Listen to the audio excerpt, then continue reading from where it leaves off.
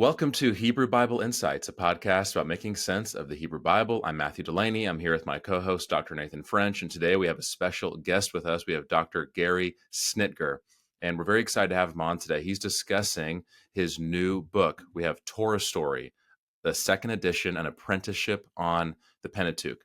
And Dr. French and I, we've gotten early access to read this book. We've very much enjoyed it, and so we're going to discuss this book. I think it's going to be a great value to people who want to get a better understanding of the Torah. So, Gary, thank you so much for joining us today on the podcast. My pleasure, Nathan and Matthew. Thank you for having me on. Absolutely.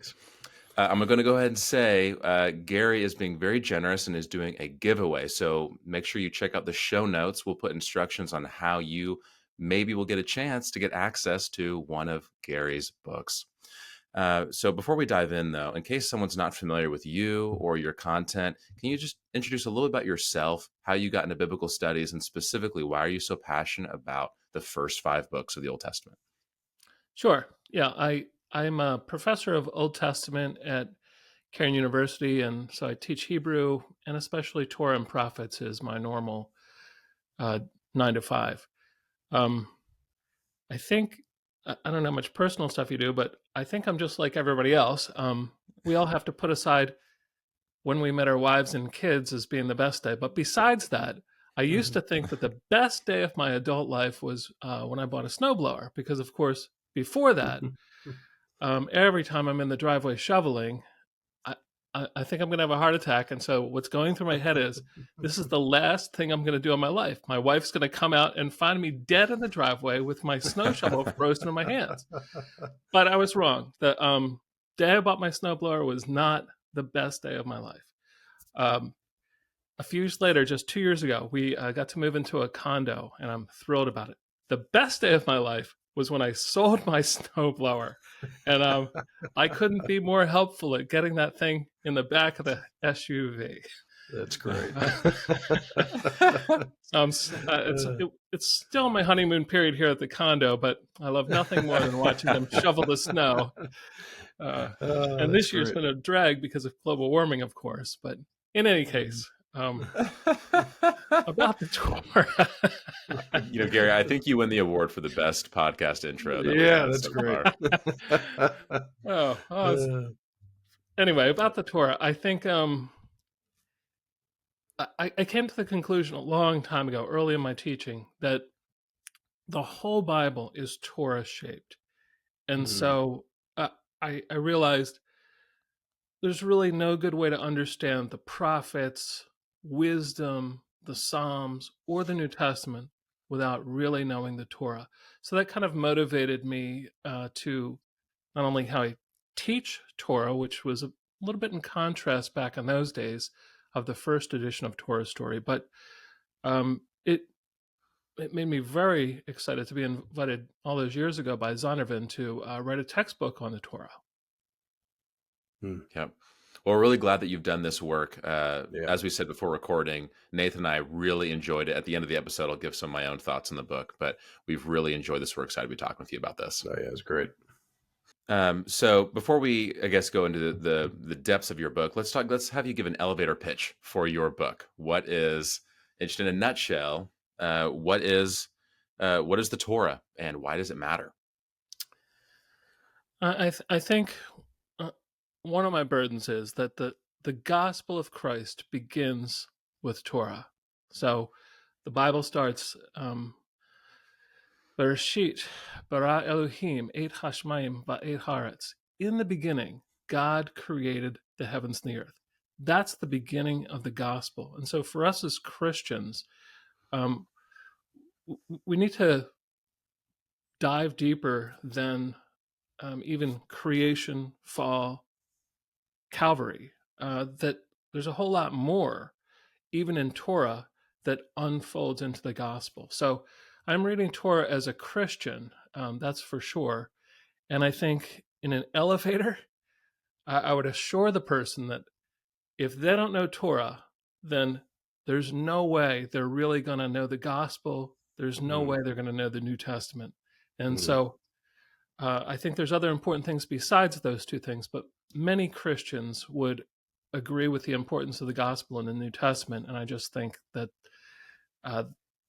we're very limited and have a deformed view of Christian life and Christian theology without knowing Torah. That's an elevator pitch, or on a tall building. Yeah, that's great. I think it's so important, and it's very true. We just often forget that from a Christian perspective, these texts really matter because these are the texts that the New Testament Christians are reading. Right, this is the very foundation of everything that they do. So it's really great. I love that you really have that emphasis. You can really tell that within the book. So this question I want to ask here. So what are common misconceptions about how people approach the Torah? Or what is a better way to engage with these important texts? Well, I think even the name of it, usually people refer to it as the law. This is a long tradition going back to pre-Christian times in the Septuagint to refer to Torah as law. And especially in Protestant Christianity, this has become a special problem because of the opposition between law and grace. And so that automatically prejudices most Protestant Christians against Torah as though, well, it's not about grace, it's law. And so even stepping back and saying, the word Torah means instruction. We break it down etymologically, it means teaching. So, yes, it can be teaching about legal issues, but in Torah, which is a narrative, it's a story, it is especially teaching about redemption and creation and covenant and all of these things that we would value. So I think that that's probably at the core of misconceptions. I think another thing that Christians often will shake their heads and when they're just, I can't believe all these rules that are in Torah. And from my perspective, I want to say, what are you talking about? There's only 613 laws in the Torah. 248 admonitions, one for every part of the human body, 365 prohibitions, one for every day of the year. That's it. In the New Testament, we have over 830 commands, and they're at a much higher level. People are like, well, they're not weird. Well, they're not weird. We were supposed to greet one another with a kiss. I don't live in Europe. I'm sorry. And we're supposed to wear head coverings if we're females to church. And we're supposed to make sure we pay our ministers enough. Well, because you don't muzzle an ox, and that's what it means. And we're supposed to entertain strangers just in case they happen to be an angelic being.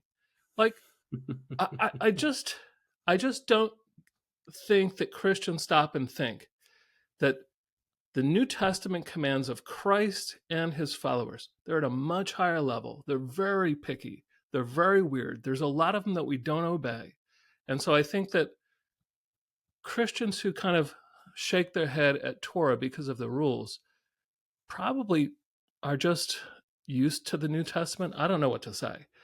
So I think that there's, a need for us to not just approach all these things as weird and strange, but to realize that they're just different.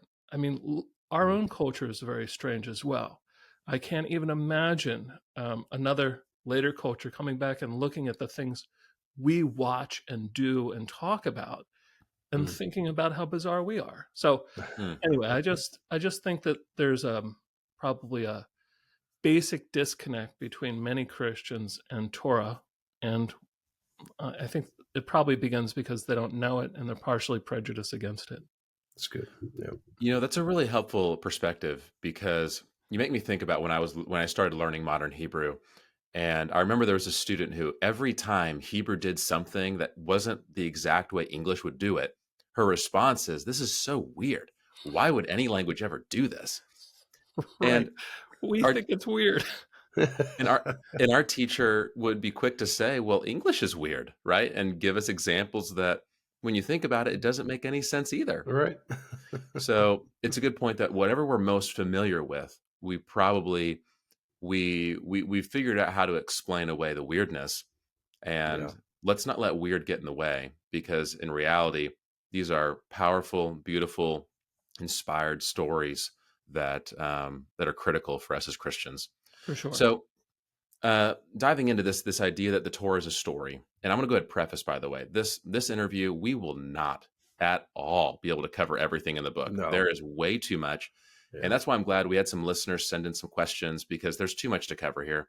So one of our listeners had a question about uh, the parallel stories from Exodus through Leviticus to Numbers. And I think this is a good question to start with in terms of like actually looking at the Torah, because you said the Torah is a story, but I think where many people would say that theory breaks down is Exodus, Leviticus, Numbers. So you have some interesting graphs and charts and images that kind of help display something interesting going on that I think most people will not see at first glance. Can you maybe walk us through this Exodus through Numbers connection? Yeah, I think that this middle part, because Genesis looks back to the beginning, Deuteronomy looks ahead, and so this middle part, these three books, Exodus, we move toward Sinai. So we're in Egypt, we move toward Sinai, we're at Sinai. We stay at Sinai all through Leviticus and in through the first 10 chapters of Numbers. Then we move through the wilderness to the plains of Moab. So a couple of scholars have observed the sort of symmetrical nature of this set. So the late Jacob Milgram, in his commentary on Numbers, he has a really elaborate outline that does a chiastic structure, or what I call mirror imaging, 1, 2, 3, 3, 2, 1. And he puts Sinai, the revelation at Sinai, in the middle. And so it's sort of framed by this going to Sinai and leaving Sinai. Another scholar, Mark Smith, has been a little bit more particular on Exodus and Numbers as they frame Leviticus. And so he's developed this 1, 2, 3, 3, 2, 1 format as well. I'm a little bit nonplussed on some of the comparisons he makes, because I don't know what we really get out of comparing Egypt and the plains of Moab. That's gets to be a bit vague. But I think that where there's a real key for us is the first and second generation of Israel in the wilderness. So that in Exodus 15 through 18, let's say, Israel travels and camps in the wilderness. And then in Numbers 10 through 20, Israel travels and camps in the wilderness. And so here we have the travel narratives in Numbers line up with the travel narratives in Exodus. And the camp narrative in Numbers lines up with the camp narrative in Exodus. And so all of that's as it should be, but there's a little bit of a twist in Numbers that makes it really fun. When we read through, we say, wow, these people in Numbers are just like Exodus, except worse. And we feel like we've been in the wilderness with them, sometimes reading for decades, and we see why Moses is ready to scream all the time. But the twist comes with, in Numbers 33, there's a long list of the 40 places the people stopped. So not just the 3 that we know of in the narrative. And along the way, it says that Aaron died in the 40th year. Well, this sort of changes our perspective, because then we go back to Numbers 20, we say, that's where Aaron dies. And we say, oh, this is the second generation? Wow, they sound exactly like their parents, except worse. And so that's kind of a light bulb moment for us, where this comparison helps, because then we have to realize, if the first generation rightfully died in the wilderness, then how can the second generation get out of the wilderness if they're just like their parents, only worse? Yeah. And so kind of this helps us to really evaluate what's going on in Numbers, and to sort of see the grace of God that just pours out upon this very stubborn people, people much like us. Wow, that's so good. That's so good. Great insights. Yeah. Love to hear that the God of the Old Testament has grace about him. Yeah. So, Sure. So on that note, since we're in Exodus, Leviticus, I want to ask this question. So, I always tell my students that Exodus 40 sort of represents like this new Edenic moment in the history of Israel. With Leviticus is that text that says, it gives instruction on how Israel can sustain this marvelous moment of the Lord's presence dwelling again with humanity on the earth. And it was great reading your work. And on page 50, you make this fantastic connection. And you make this quote regarding the tabernacle, and it goes like this, and I quote, the tabernacle is the universe writ small, a microcosm of the creation. You say that on page 50. I mean, that's such good exegesis, one, making these connections, but two, it's just really great theology. So I really love that quote. So could you tell us, what is the significance of the tabernacle in this moment within the larger narrative, and how would readers today benefit from a more advanced understanding like this of the tabernacle in light of Leviticus and its greater function for Israel during its encampment in the wilderness? Well, that's a really great observation, and I very much, Nathan, sort of share your feeling about this. And I know my students, maybe like yours, dread that part of the semester, but usually that part of the semester, when they look back, that's where they really had some fun. Once we get into Leviticus, they're like, wow. So I think for the purposes of today, maybe just take a negative positive look at that. On the negative side, when the glory of the Lord comes into a tent and he dwells with Israel, this is a very dangerous moment, because here's a God that we've learned has a very, very bad temper. Sometimes he kills everyone, like in Noah's day. And he's also a God that's very particular, and he especially is intolerant towards arrogant, hard-hearted, which means stiff-necked, kind of people. And so when the glory of the Lord comes into the tabernacle, the people are in great danger. Because it's one thing to be enslaved in Egypt. You can get rid of pharaohs and this sort of oppression with bugs and blood. But what are you going to do about a God like this, who now is dwelling with his people? So it's both a privilege and a danger. And I think Exodus 33 captures it well, where the Lord says, listen, I'm not going to go with you. You guys just proved I shouldn't. I was writing a copy of the law, and look what you did. I'm going to send one of my delegates with you. And Moses begs the Lord, no, you send your own glory with us. And so then that's what happens. The glory of the Lord comes into the tabernacle. But that's where the story of Leviticus then offers just a gift.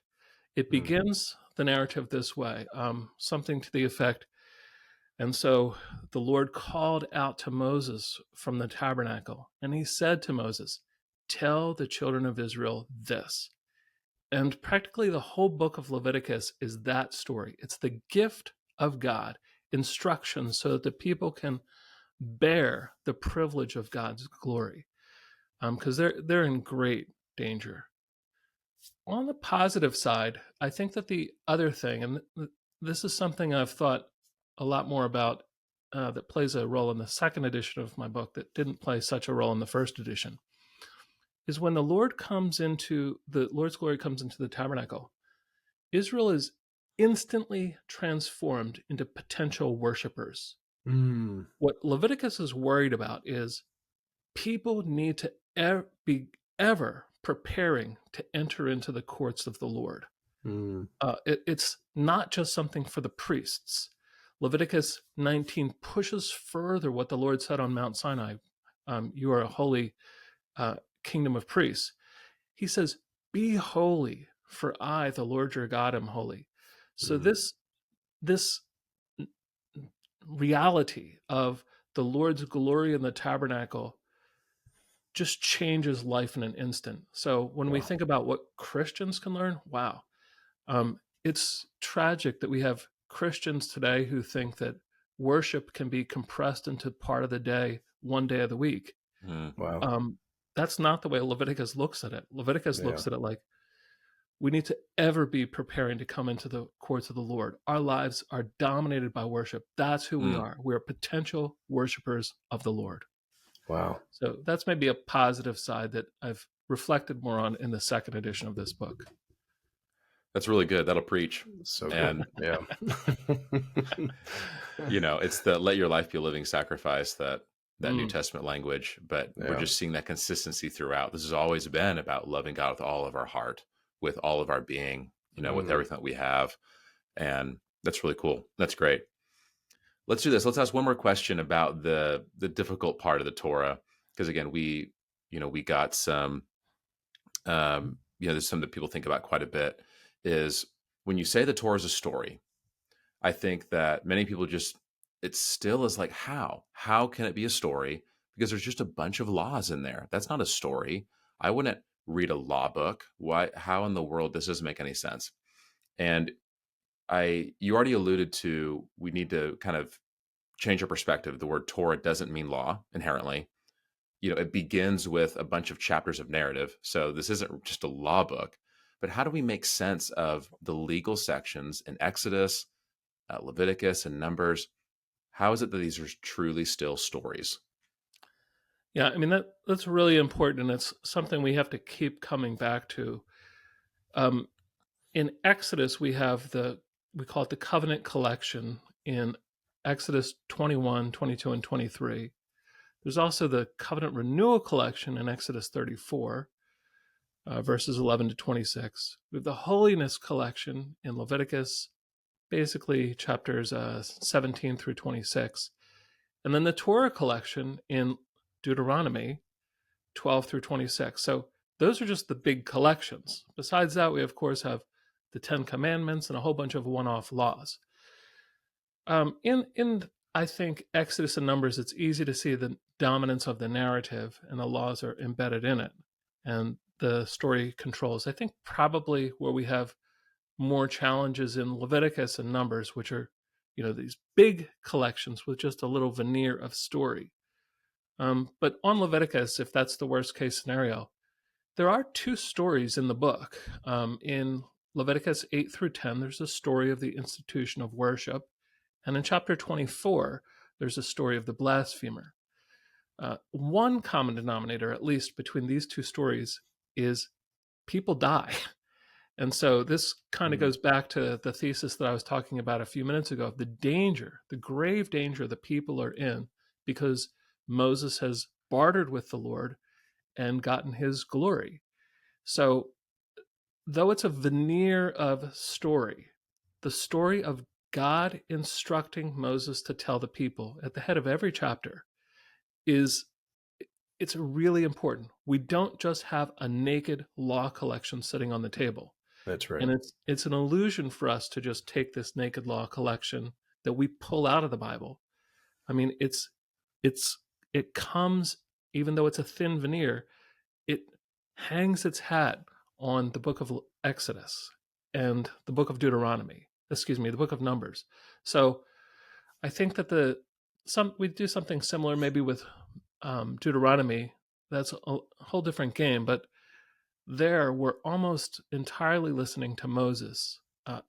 Even the Lord, even the people, everything that's quoted in the whole main first section of Deuteronomy, it comes to us through Moses's recollections.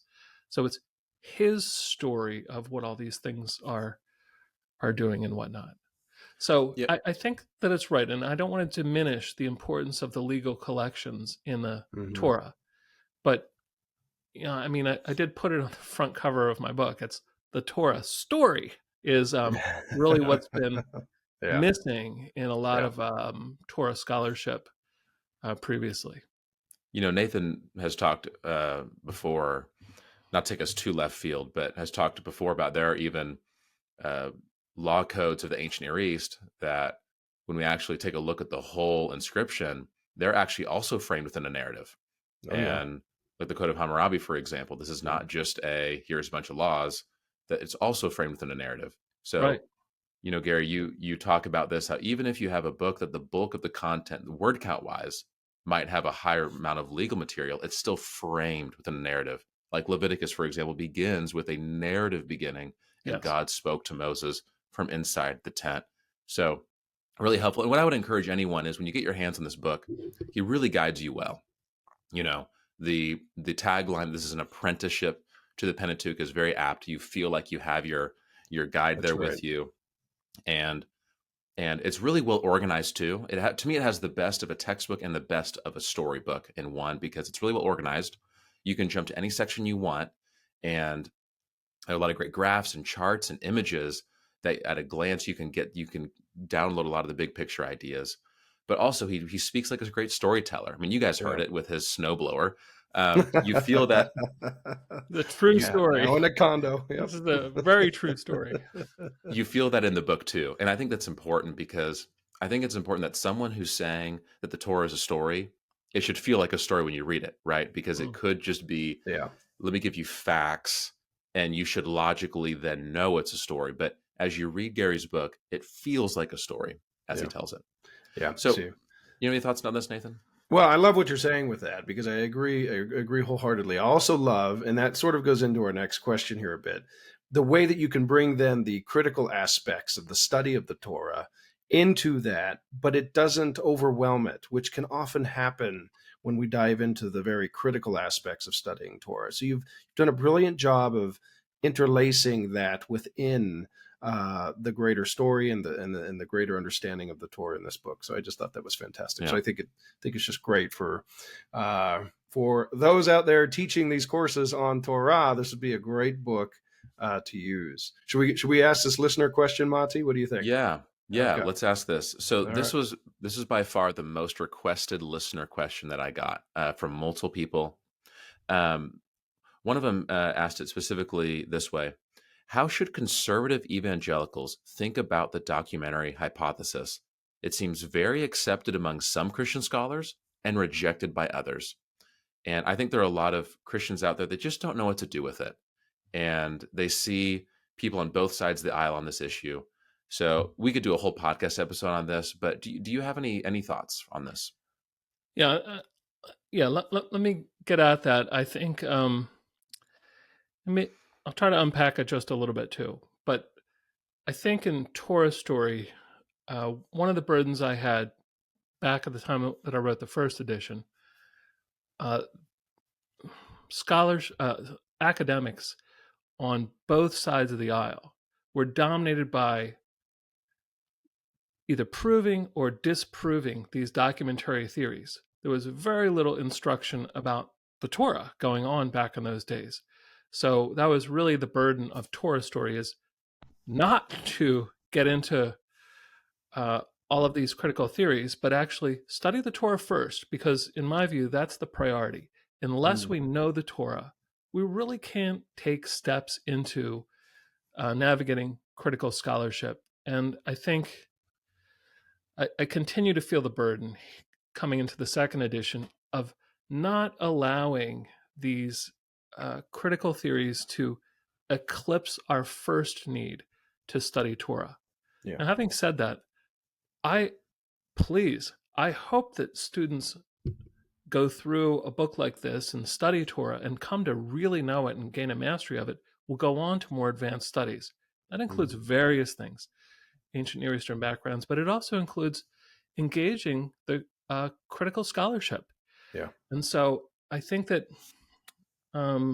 take this maybe a couple of ways, but one way, when we talk about critical scholarship, it's not just the theory, but the pre-Holocaust European critical scholarship was driven by ideologies. And so the in the atmosphere of older is better, if we think with Wellhausen and his brilliant work on the JEDP, each of those standing for certain competing sources that got pushed together, these contradictory sources in the Pentateuch, but the order is important, JEDP. And so if we stay with J, well, the older is better view, J turns out to be this really great, liberal, modern, European kind of person. Yeah, exactly. Probably a German. And, J, and you can read Wellhausen on this. I'm going to paraphrase. This isn't a quotation. I'm just paraphrasing. But J, in the creation story in Genesis 2-4, Wellhausen talks about how, there's all the wonder of life and the cool mists in the air and just the the miracle of of marriage and work and life and beauty. And then Wellhausen turns his attention to P, the last priestly or Jewish part, and the Jewish creation story in Genesis 1. And he talks about how it's monotone. There's no mystery. There's no wonder. It's just going through day by day. And the Lord said, bring forth, and then it was. And so really this ideology of finding the earliest part of the Torah created in the image of the scholars who were looking for it, and finding the latest part of the Torah being these Jewish tendencies that practically ruined the Bible with their legalism and their tendencies. It's created after the shape of those folks that these Europeans despised.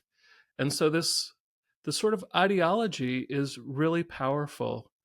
And so when we look at pre-Holocaust and post-Holocaust critical scholarship, we see a huge difference in what's going on. A big move in post-Holocaust scholarship is to try to rehabilitate, P and put P earlier, and this sort of thing.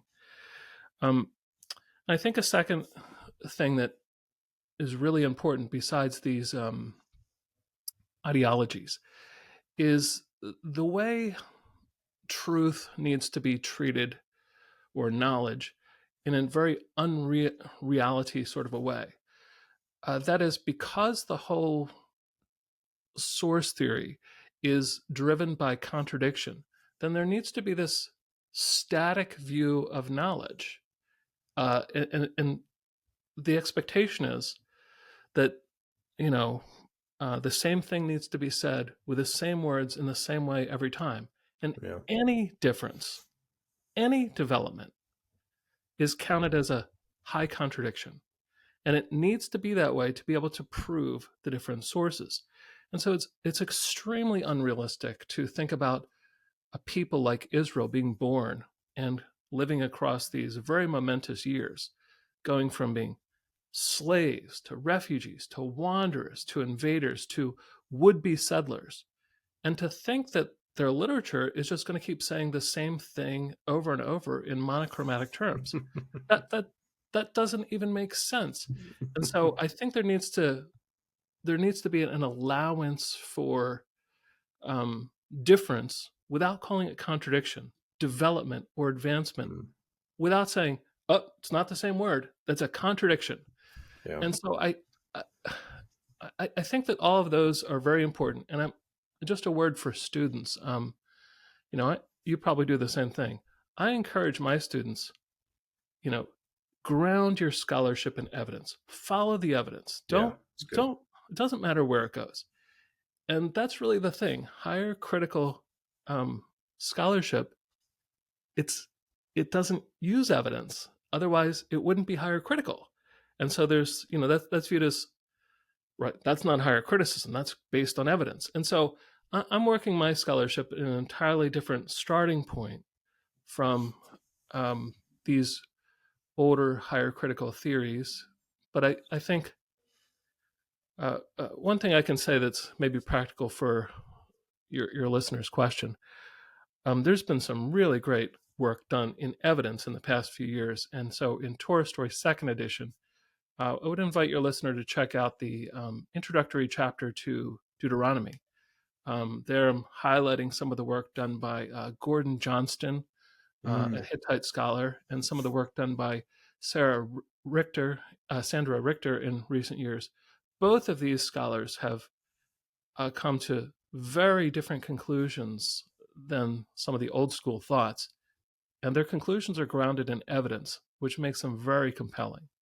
So those are maybe a scattering of some thoughts that I would tell your listeners. But absolutely, go after all of this. But start with Torah first. If we don't know Torah, we don't have any basis for taking any next step. Wow. Well, thank you for putting so much time and thought into this question, because this is a big one. And I think a lot of people will just skirt around the issue or kind of just avoid. So thank you for giving such a thoughtful response. Things be really helpful for many people to get to hear, because some may not realize how long of a history the documentary hypothesis has and how many different forms that it takes. But we would just echo I would just echo what you say, that ultimately goes back to what's the story of the Torah, getting that first, and then addressing some of the other more analytical takes. They kind of have a place. It just matters. We don't want to get the cart ahead of the horse. Yeah, And, absolutely. And I think that even the last couple of questions we were talking about, all of the supposed contradictions between the laws, well, they all stem from taking the laws out of the Pentateuch and just dealing with the law codes per se as naked laws. Yeah. I mean, that's a starting point for discovering these contradictions. But once we undress the laws, strip the narrative off, and have these naked laws sitting around, it's not really, they don't work that way, because there's a synergy and a contextuality. When we think about the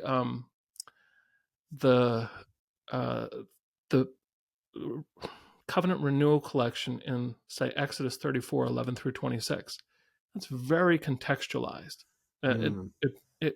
It doesn't work well to lift it out of its context, even though it's very useful if one were looking for contradictions between it and the other law collections. Nathan, do you have any thoughts before we move on to our next question?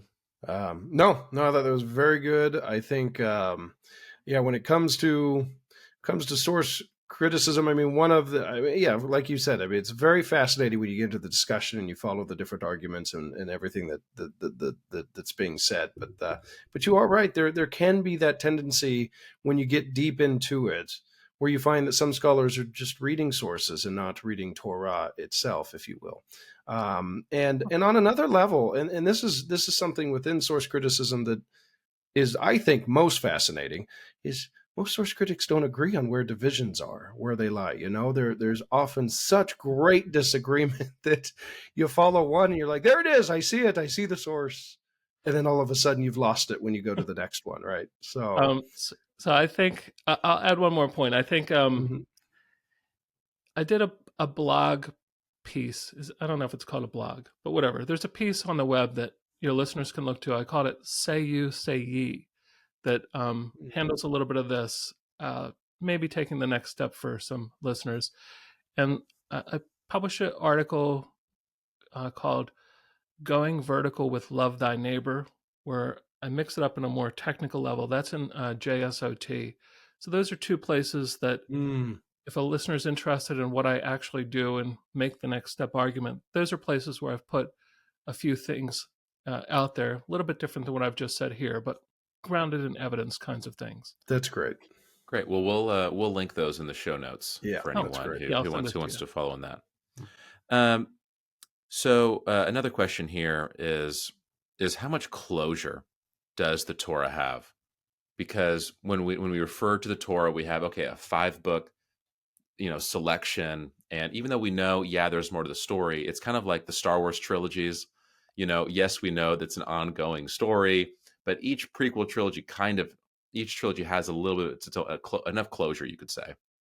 And sometimes the Torah just doesn't feel that way with Deuteronomy. It's there's so many plot lines that aren't finished yet. Why does the Torah end where it ends? How do we make sense of whatever closure it has or not?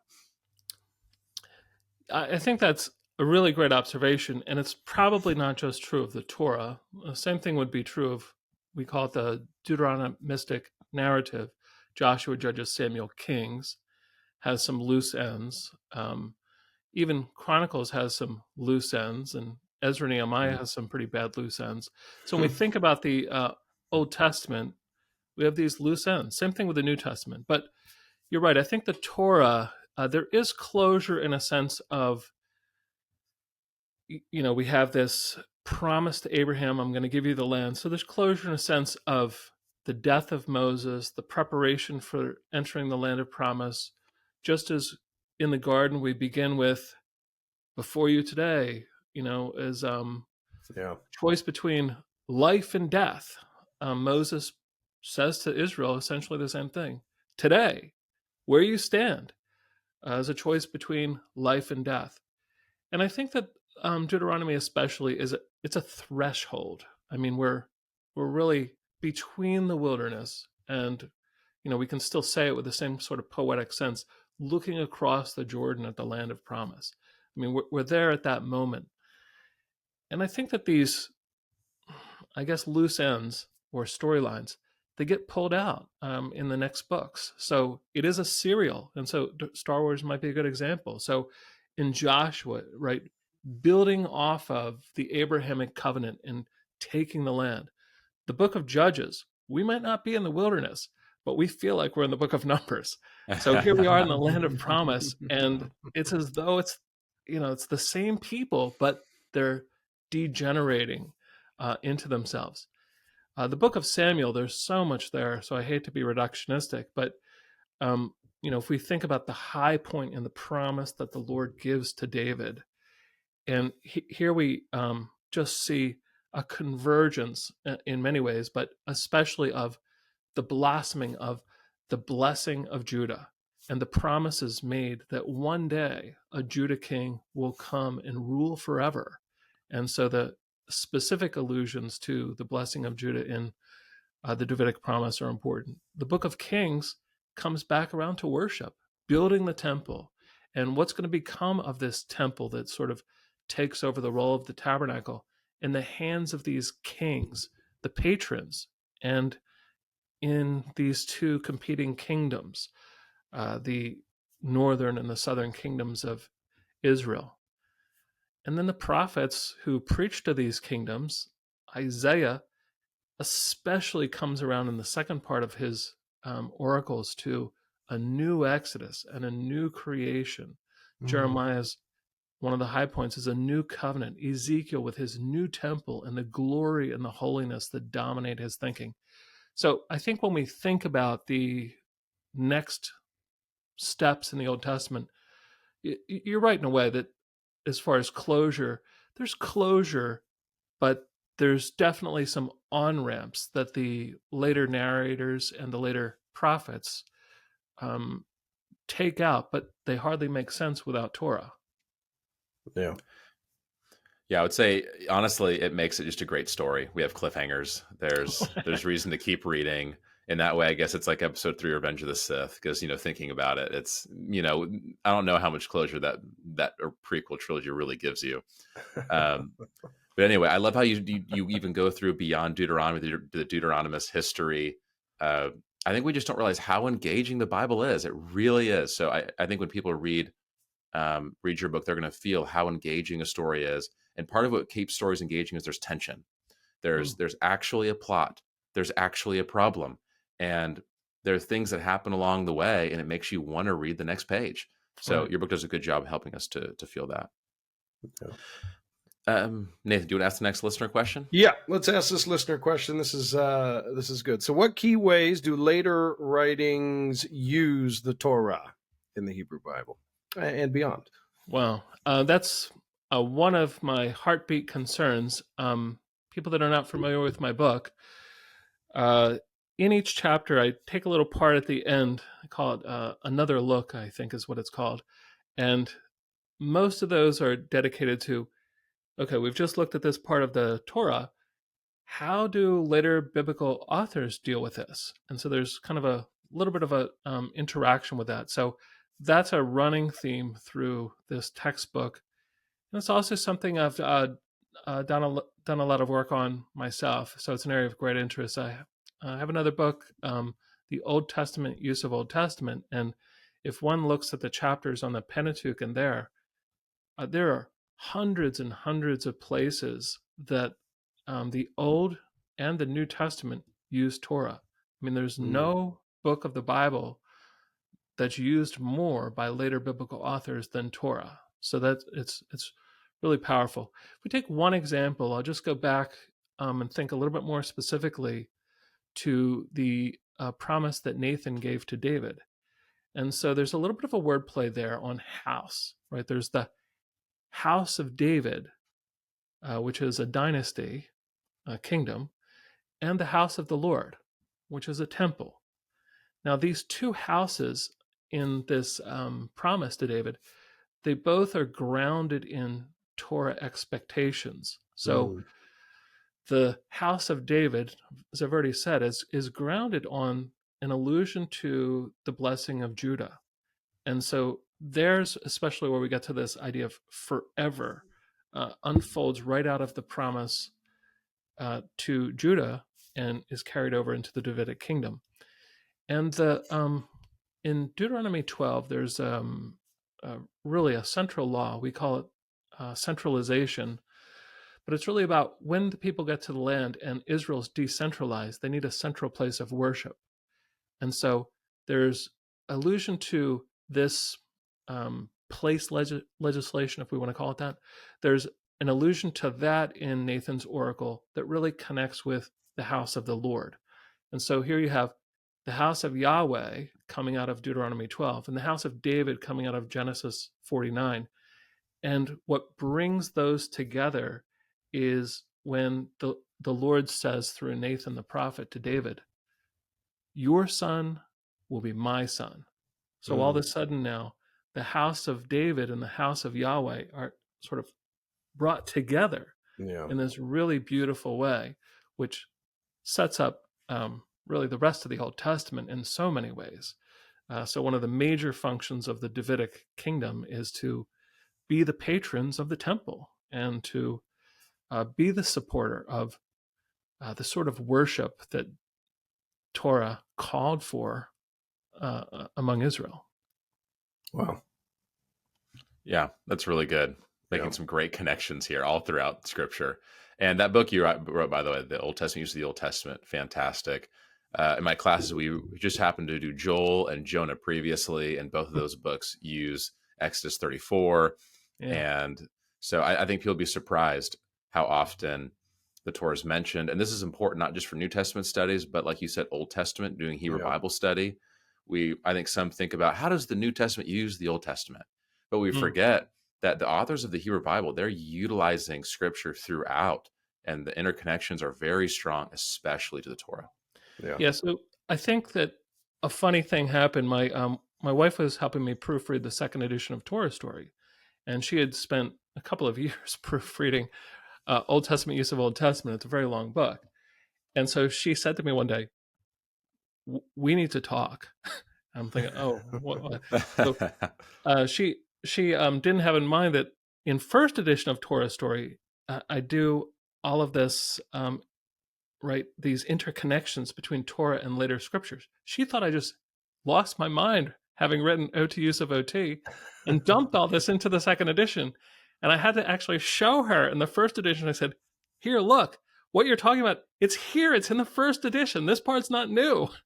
So Amazing. So I think it's important, but I wanted to just qualify that this is part of, I think, what it takes to really be a good apprentice of the scriptures is we read the book, but then we read it again with the prophets and the psalmists and the apostles and Jesus of Nazareth.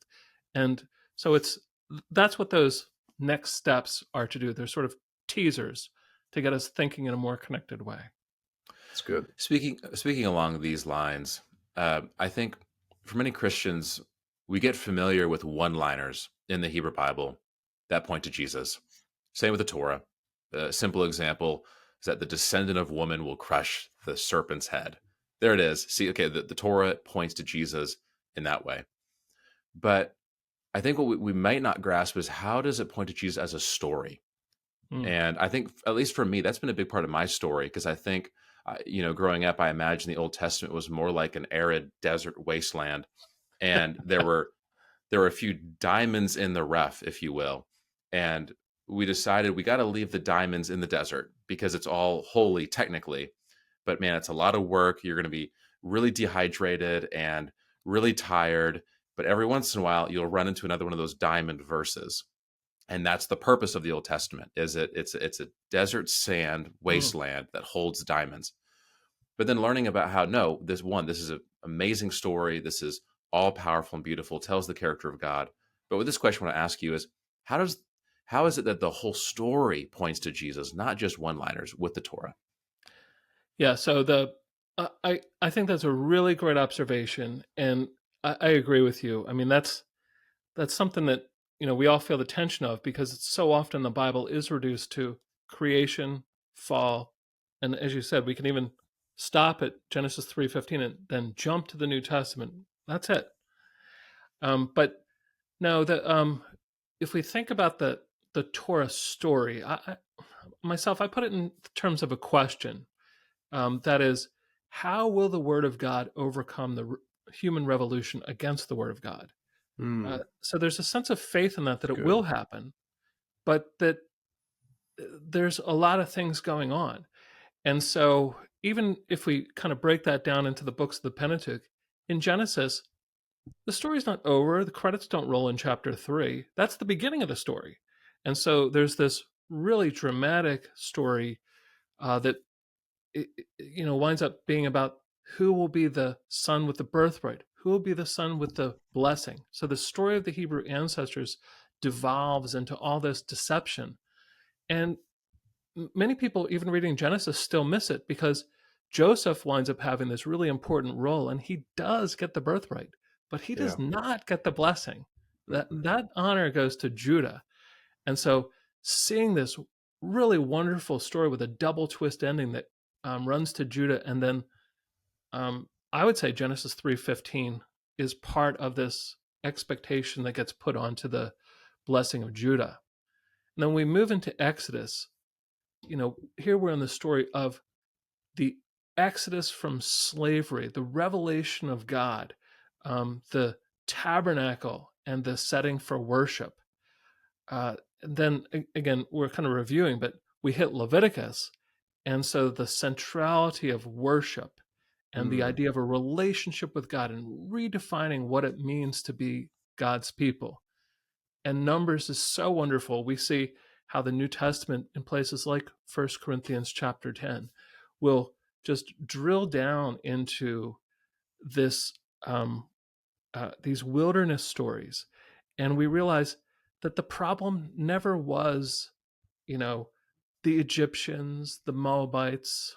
The problem never was hunger and thirst. The problem was Israel. And so if there was ever a place that we learn about the need for the gospel, Numbers takes us to the wilderness and schools us in that. And then Deuteronomy is just this a very powerful moment. I've already used the word threshold, so I don't want to beat a dead horse with that, but where, this is the last day of Moses' life. And so he's piling motivation onto these instructions to help people to put as central to their life to love God and to serve him and to seek out the fulfillment of God's will. And he even puts this expectation there that I'm not the last prophet, I'm a first prophet. There's going to be other prophets like me who instruct people in God's will. And the book kind of even ends on that very same note, with the narrator looking back. Since then, no prophet has risen like Moses. And so that almost pulls the anticipation. It bounces Deuteronomy forward, if you will. So anyway, I think that we don't have to look for place to stick Jesus in this verse or that verse or some overly clever thing. The story as a whole naturally runs towards its culmination in the teaching, death, and resurrection of the Messiah. So we don't have to do something to the Bible. We just have to read it. Yeah, it's so good. I like that. Okay, so as we're closing out here, then, on that note, is there anything on your heart that you would want to share with people embarking on the journey of being an apprentice of the Torah, maybe as they begin reading your book? Yeah, so I mean, if I'm thinking about a student or somebody who's wanting to get started on this, I think that the metaphor that James uses in James 1 is really apt, where he speaks about Torah as a mirror. And I think that so many of us in the modern world, we're with people, especially Christians, who think Torah is a picture. And how often have I been with good church people and they nod their head and say, wow, I'm glad we're not like that. And I hope that the student who's slogging their way through Leviticus and Numbers, I hope that one day, one moment, that Moses reaches up out of the page and grabs the apprentice by the throat and says, "This is not a picture. It's a mirror. It's not. Don't you get it? You are the man." Yeah, no. And so I hope that there's those moments of clarity that would come to a student. Wow. That is a powerful note to end on. So now tell us, by the time this recording comes out, your book is out. Tell us, where can people get access to your book, and where can they connect more with your content? Yeah, I would just, thanks for having me on. Anybody can go to Amazon or wherever they sell books, and Torah Story is what it's called. And I would just say there's two other, besides the textbook, and it's an ebook, and there's all sorts of, at Zondervan Academic, they have a special ebook too. There's special ebooks called Enhanced Edition, and I think they put the videos in it. So there's videos that go with this. Those are available on Amazon Prime and elsewhere. And the second edition, we put a workbook together for it too. So the workbook, I would ask you not to judge the Torah Story workbook by other workbooks you've seen for other textbooks. This was really put through a lot of things, and I got special permission. We test ran the whole thing, not only at my university, but Carmen Imes tested it with her students as well. And then we went back and got all this weekly criticism and fixed it up. And so there's all sorts of dynamic things. So the workbook makes it something realistic that even somebody that's, say, not in a classroom, which is probably the best way to do a book like this, somebody could use the workbook and really get something out of it as well through independent study. So excellent. Well, we'll put links to all of this in the show notes and in the description below. And as I said before, to those of you who are listening to this episode, when it drops, we are doing a giveaway for a few copies of the book. So be sure to see. You'll want to follow us on our social media. Facebook and Instagram is where we'll be doing this giveaway. We have some instructions on what you can do to be able to get that. Very generous of Gary to do that. So Nathan, do you have any thoughts as we close out our episode today? No, just thank you, Dr. Schnittjer, for coming on. It's been a real pleasure to have you. So call me Gary. Nathan, Matthew, thank you so much. Well, thank you so much. We thoroughly enjoyed the book, and I think a lot of people get great value out of this. Thanks for joining us on the podcast today.